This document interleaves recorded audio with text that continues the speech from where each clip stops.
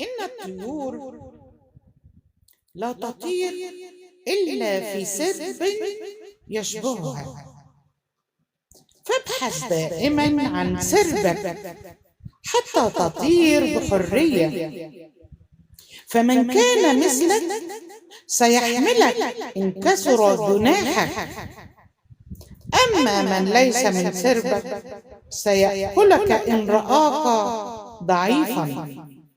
دمتم في أمان الله، والله يحفظكم.